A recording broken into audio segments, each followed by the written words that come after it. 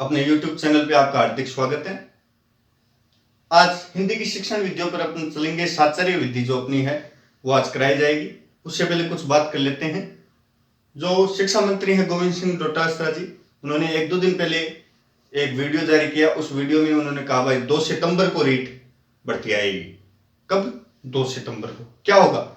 Syllabus है जो पुराना सिलेबस है वही रहेगा, जो सिलेबस है वो सेम रहेगा, कुछ भी चेंजेस नहीं होगा। और जो डेट बताई है अभी तक 2 सितंबर बताई है, 2 सितंबर को जो रीट भर्ती है वो आनी है। हम ये वीडियो भी दिखा देंगे आपको, उन्होंने जो कहा वो आपको बता देंगे। तो ये डेट है जो 2 सितंबर आएगी, तो हमें तैयारी अब लग जाना चाहिए और मेहनत से तैयारी करनी चाहिए, बहुत मेहनत करनी चाहिए, क्योंकि भर्ती आएगी। भर्ती बहुत समय बाद में आती है, तो भर्ती हमारी खाली नहीं जानी चाहिए। तो ये हिंदी की जो शिक्षण विधि है, साचार्य विधि, वो अपन पढ़ेंगे। तो उससे पहले ये वीडियो देखिए आप। रीट के लिए काफी बातें आ रही हैं। निश्चित रूप से देखिए, एनसीटी का सिलेबस 2011 की गाइडलाइन के मुताबिक पहले से पूर्व निर्धारित है, जिसके आधार पर रीट का आयोजन होता है। पाठ्यक्रम में चूंकि ये एनसीटी की 2011 की गाइडलाइन से ही पाठ्यक्रम है, सिलेबस है, इसलिए उसमें किसी तरह की कोई तब्दीली नहीं है। आप सभी लोग जो रीट की तैयारी कर रहे हैं, जो बीएड एसटीसी किए हुए हैं, उनसे मैं आग्रह करना चाहूंगा कि ये समय आपके लिए बहुत उपयोगी साबित हो सकता है। अपने घरों में रह करके एक टाइम टेबल बना लें और उसके मुताबिक तैयारी करें, क्योंकि रीट की एग्जाम, फर्स्ट ग्रेड की एग्जाम होना आवश्यक है। सरकार पूर्व निर्धारित कार्यक्रम रीट 2 सितंबर और सितंबर के माह में ही व्याख्याता की एग्जाम कराने के लिए जो पहले से पूर्व निर्धारित प्रस्तावित डेट्स हैं, उसमें अभी तक किसी प्रकार की तब्दीली करने का कोई निर्णय नहीं लिया है। क्योंकि जब हम रीट के आवेदन मांगेंगे तो लगभग 3 महीने का हमें समय चाहिए, जो आपकी तैयारी के लिए भी पर्याप्त होता है।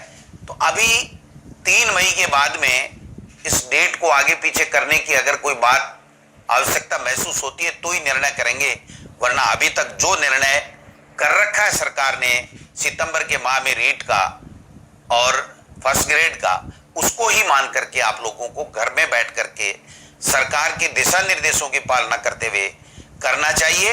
सिलेबस में कोई कंफ्यूजन नहीं है, रीट का पेपर में कोई कंफ्यूजन नहीं है। केवल उसके सिलेक्शन का आधार क्या होगा, 70-30 का रेशियो होगा जो पहले से था, या उसका अलग से पेपर होगा, या कोई और मापदंड तय होगा, चेंज होगा।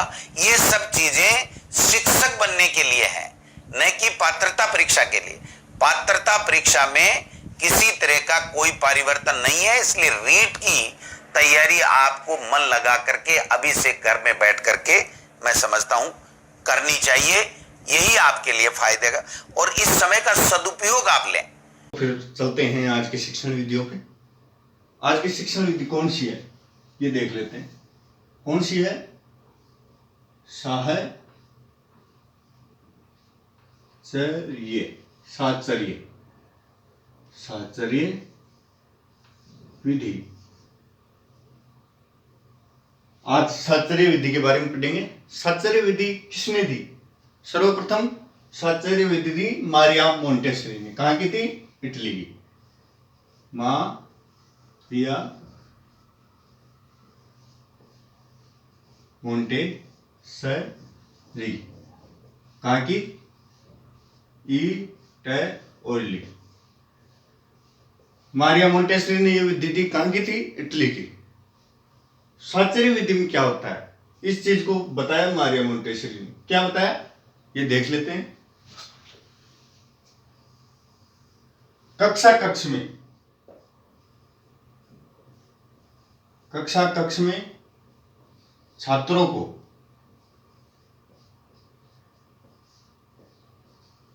कुछ कार्ड दिए जाते हैं, कुछ कार्ड दिए जाते हैं। इस विधि में क्या होता है?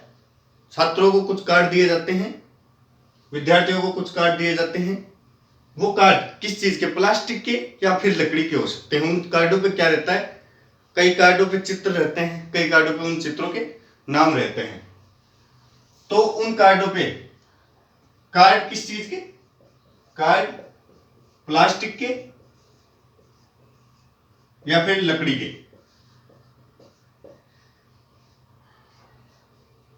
प्लास्टिक के या लकड़ी के हो सकते हैं कार्ड। फिर क्या होता है, उन कार्डों पे चित्र रहते हैं, कई कार्डों पे चित्र, कई कार्डों पे नाम, उनको मिलाते हैं। बच्चे मिलाकर सीखते हैं इस वस्तु में, इस साहचर्य विधि में। कैसे, मैं बताता हूं आपको।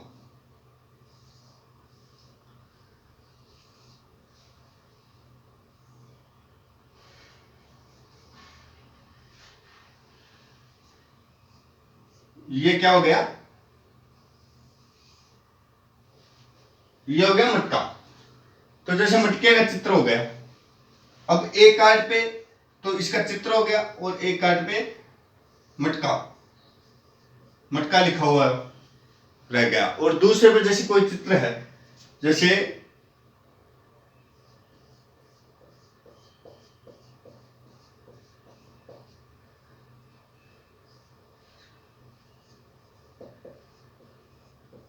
जैसे अंगूर, तो अंगूर का चित्र हो गया, या फिर किसी भी वस्तु का चित्र हो सकता है। जैसे फिर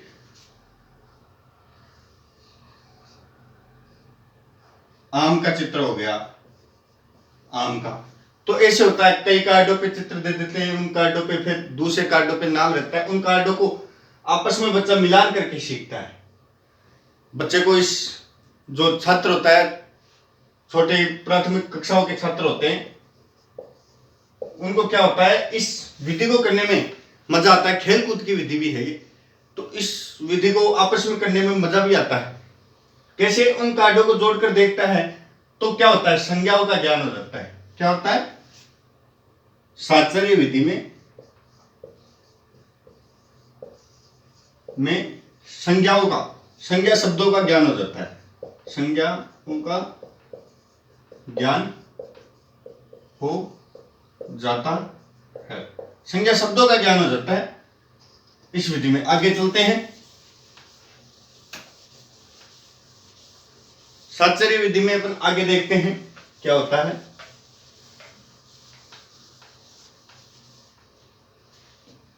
यह वाचन शिक्षण की सबसे बढ़िया विधि मानी गई है। यह वाचन शिक्षण की विधि है, वाचन शिक्षण की विधि है। इसे वाचन शिक्षण की विधि कहा गया है। साहचर्य विधि को वाचन शिक्षण की विधि कहा गया है। शब्दों को सिखाया जाता है इस विधि में, नए नए शब्द बच्चे को सिखाए जाते हैं। इन शब्दों को बच्चा कार्डों को, उनको आपस में मिलान करता है, चित्र और उसके नाम को मिलान करता है।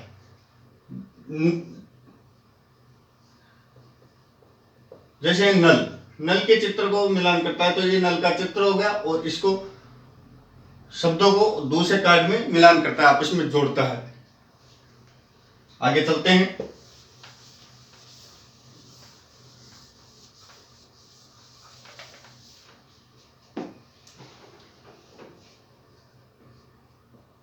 इस विधि द्वारा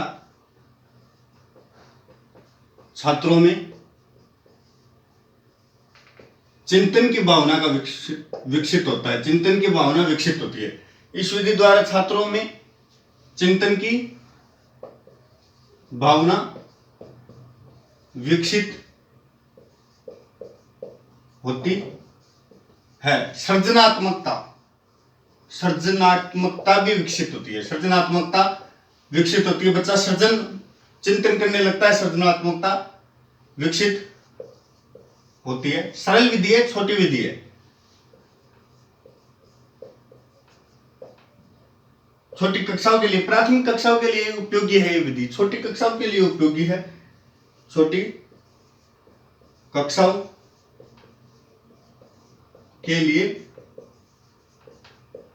उपयोगी है। अधिकतर ये विधि जो है छोटी कक्षाओं के लिए उपयोगी है, साचर्य विधि। तो ये सब था साचर्य विधि में। ज्यादा बड़ी विधि नहीं है, लेकिन इंटरेस्टिंग विधि है, बच्चों को पढ़ने में मजा आता है इस विधि में। तो आज इस साचर्य विधि के बारे में हमने कंप्लीट पढ़ लिया, और अब अगली विधि में कल चलेंगे और उनके इस विधि से संबंधित कुछ प्रश्न मैं आपके बीच में कल लेकर आऊंगा। जब तक के लिए जय हिंद, जय भारत।